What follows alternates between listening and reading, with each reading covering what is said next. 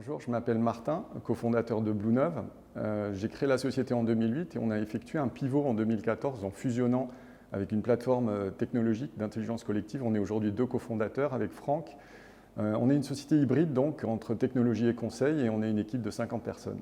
En termes d'activité, Bluenove, je vais le décrire en 2 grands champs. L'open innovation, le métier historique, cette capacité de mobiliser les parties prenantes d'un écosystème autour d'une organisation pour innover.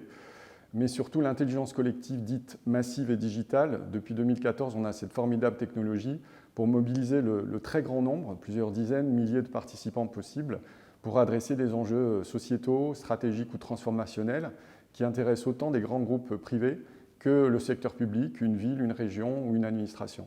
Parmi les défis, j'en citerai 2 pour Bluenove. Un premier, c'est vraiment de développer les cas d'usage de notre technologie à symbole, montrer que grâce à notre plateforme, on peut mobiliser le très grand nombre, plusieurs milliers ou dizaines de milliers de participants dans le domaine privé pour adresser des plans stratégiques, des plans de transformation, des nouveaux référentiels RH pour les entreprises et aussi pour le secteur public, comment les citoyens peuvent résoudre des enjeux à très grand nombre pour des régions, des villes au niveau national.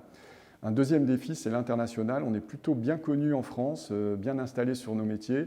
Maintenant, il s'agit d'accélérer à l'international au travers de grands partenariats. Alors, les qualités qu'on recherche chez un collaborateur et une collaboratrice, je dirais, c'est la passion. Des gens passionnés à la base qui vont venir amplifier cette passion au travers des offres et des technologies qu'on met en œuvre.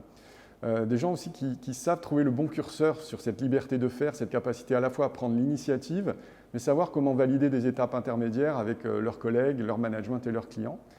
Et puis d'abord et surtout des qualités humaines, je peux en citer 3. La résilience, parce que comme on s'adresse à des enjeux très ambitieux, il faut traverser des phases tendues et difficiles parfois.